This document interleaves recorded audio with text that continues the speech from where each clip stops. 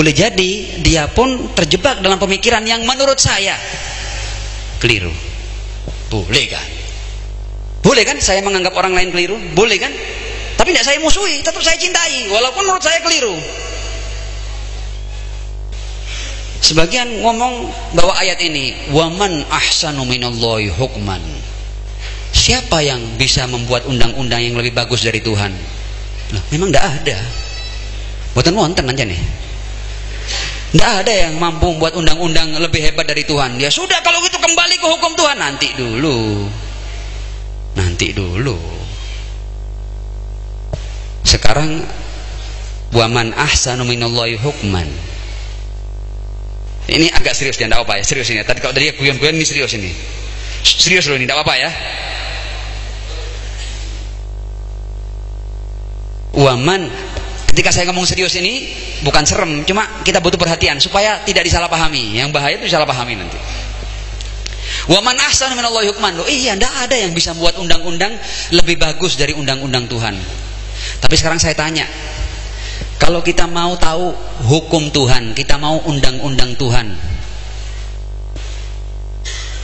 ke siapa kita merujuknya? Kalau kita ini loh mau tahu undang-undang Tuhan, kita mau tahu agama, kita ke siapa merujuknya? Ke ulama toh. Di zaman ini Nabi kan tidak ada sekarang. Kalau Nabi ada sekarang ya tidak perlu ulama, Nabi. Betul tidak? Jadi kalau di zaman ini sekarang ini kita mau bertanya tentang agama, hukum agama, kepada siapa? Kepada ulama. Saya mau tanya, ulama itu satu pendapat enggak dalam menafsirkan ayat dan riwayat? Bingung kan? Kalau gitu siapa rujukan kebenaran? Sementara ulama dari era ke era berbeda pendapat. Loh, memang tidak ada yang lebih bagus undang-undangnya daripada Tuhan. Tapi siapa yang memahami undang-undang Tuhan? Kalau di zaman Nabi wakil resmi Tuhan ada, nah kita berbeda pendapat, satu memahami ayat begini, satu memahami ayat begitu, tinggal datang ke Nabi niki anu geger gini, punya perbedaan pendapat, satu menafsirkan ayat ini begini, satu begini, yang benar bagaimana? Oh, Nabi bisa mengatakan dua-duanya salah, yang benar ini loh, yang kamu yang benar, yang kamu yang salah. Tapi sekarang ini ulama ini dari waktu ke waktu berbeda pendapat tentang agama. Kita merujuk ke siapa? Kalau tidak ada wakil resmi Tuhan?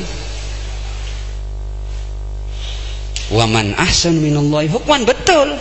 Tapi kalau kita sekarang ini mau pakai agama dalam tafsiran siapa? Para ulama ini. Ya Allah, kalau sejarah ikhtilaf nanti Pak Yai biar cerita ya. Ikhtilaf di antara ulama ini hanya urusan beda menafsirkan ayat dan riwayat ini, sudah berapa banyak darah yang tertumpah. Hanya urusan menafsirkan ayat dan riwayat.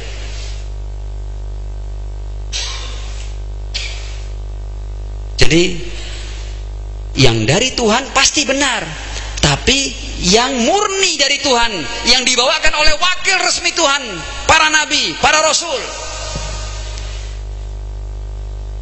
Kalau yang dibawa oleh para ulama interpretasi, mereka tidak paham persis apa maksud ayat dan riwayat, dan bukti bahwa mereka tidak paham persis maksud ayat dan riwayat, mereka berbeda pendapat sepanjang sejarah. Kalau mereka tahu persis maksud ayat dan riwayat, tidak ada perbedaan pendapat.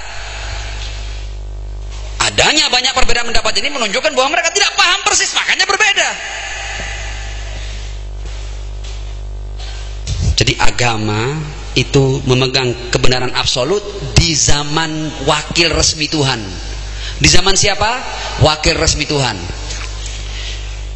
Jadi kalau agama interpretasi sama, itu hasil kreasi manusia, jadi budaya itu, bukan kebenaran yang pasti. Sama, pemikiran manusia tidak selalunya salah, sebagaimana juga tidak selalunya benar. Ada kultur-kultur yang jelas-jelas keliru, ada kultur-kultur yang baik. Banyak kultur yang jelas-jelas keliru adalah membunuh bayi perempuan hidup-hidup karena takut tidak bisa berikan makan. Nah, ini jelas kultur, ini budaya di sebuah masyarakat jahiliyah, dan itu jelas salahnya, hasil pemikiran manusia dan keliru. Nah, kalau begitu bagaimana solusinya nih? Solusinya bagaimana? Solusinya ya. Solusinya kita harus hidup dengan kesepakatan. Sampai nanti datangnya wakil resmi Tuhan. Di zaman tidak adanya wakil resmi Tuhan, ulama tidak bisa jadi rujukan. Bukan berarti kita merendahkan ulama, sebab mereka berbeda pendapat dalam banyak hal. Tidak bisa jadi rujukan. Agama ini bisa memegang kebenaran yang absolut di zaman wakil resmi Tuhan.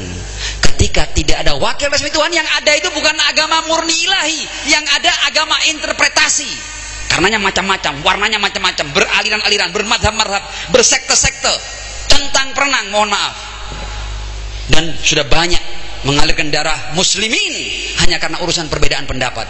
Kan gue harus stop itu. Tidak boleh diteruskan. Sebab perintahnya Allah, bersatulah. Kamu boleh meyakini kebenaran, tapi jangan paksakan kebenaran yang kamu yakini kepada orang lain. Karena kamu bukan wakil resmi Tuhan. Kamu bukan pengemban kebenaran yang absolut. Nabi kamu? Bukan nabi. Jangan pernah paksakan apa yang kamu pahami kepada orang lain. You not prophet. Kamu bukan nabi. Kamu boleh melakukan itu kalau kamu nabi. Ini supaya kita cerdas. Sebab kadang-kadang orang itu saking cintanya dengan Islam, ketika dikatakan waman ahsanu minallahi hukman, siapa yang lebih bagus undang-undangnya dari Tuhan, wah, semua mau mengganti kesepakatan yang sudah luar biasa ini. Nabi saja, Rasulullah di tengah-tengah masyarakat Madinah, ketika hidup di tengah-tengah masyarakat yang tidak semua mereka menerima kenabiannya, Rasul hidup dengan mereka dengan kesepakatan-kesepakatan. Nabi loh ini. Lihat perjanjian-perjanjian Rasul dengan orang-orang Yahudi, dengan orang-orang Nasrani, perjanjian-perjanjian.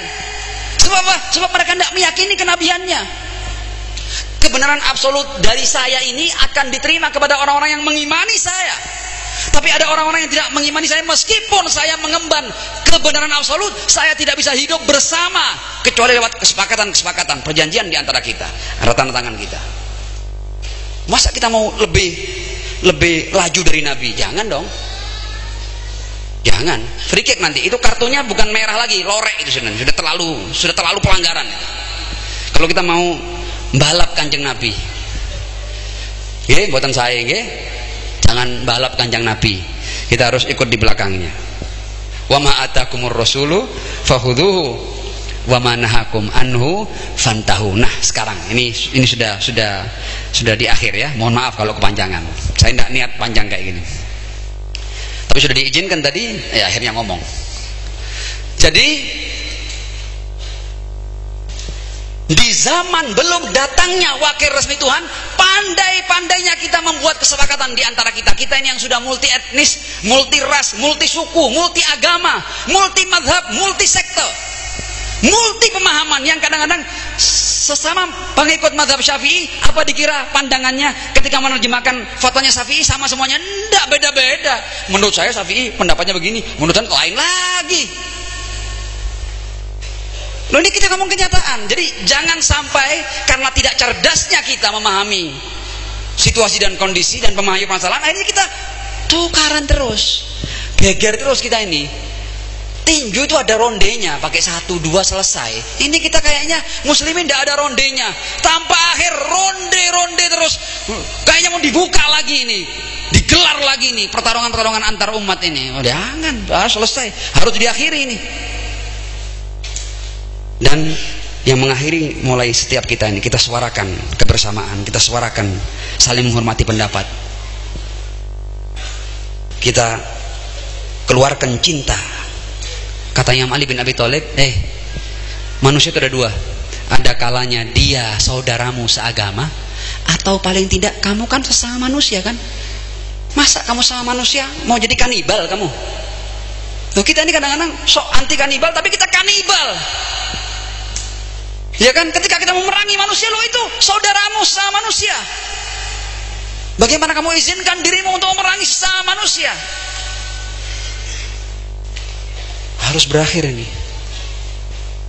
Masa 2 tambah 2 4 tak bisa jumlah kita? Jangan. Nah,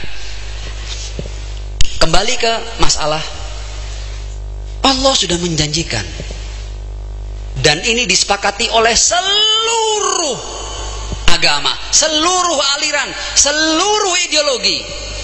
Kalau Islam yang diwakili oleh Sunnah dan Syiah, semuanya meyakini konsep Mahdawiyah, Imam Mahdi.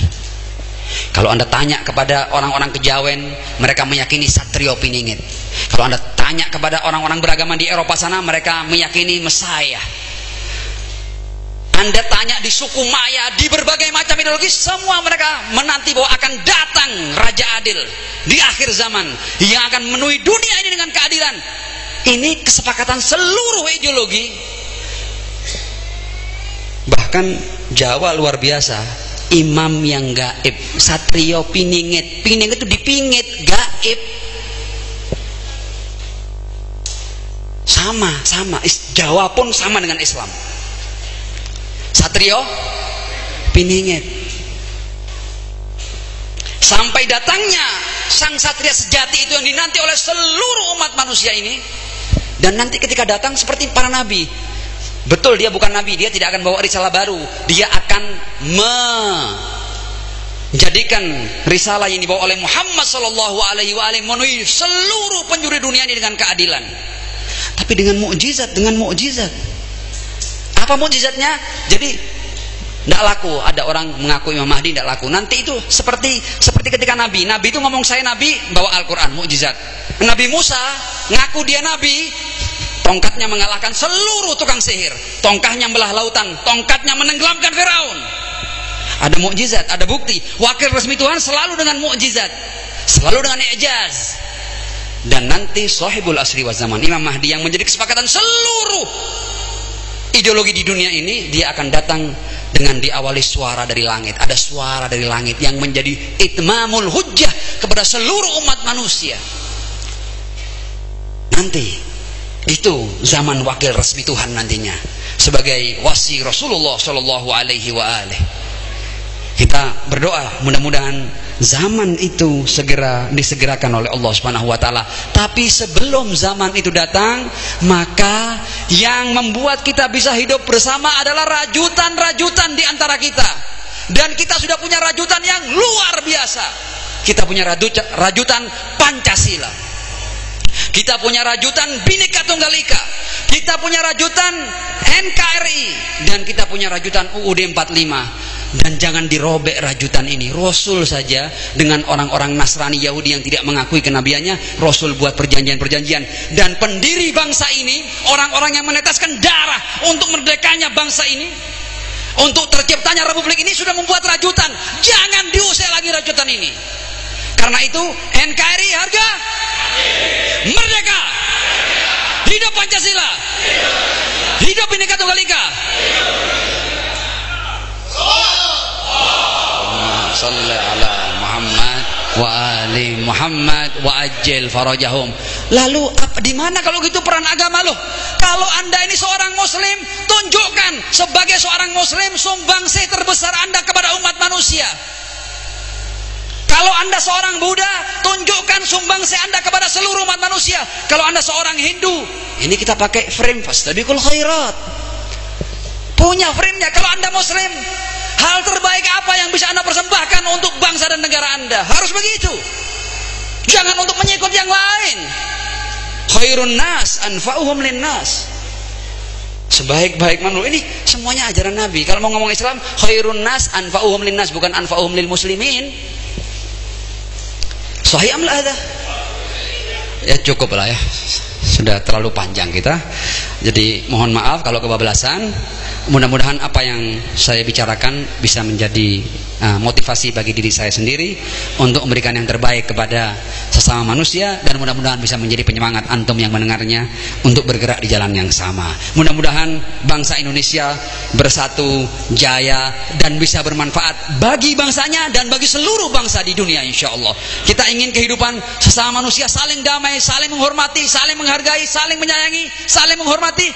Jangan ganggu orang lain. Sholawat.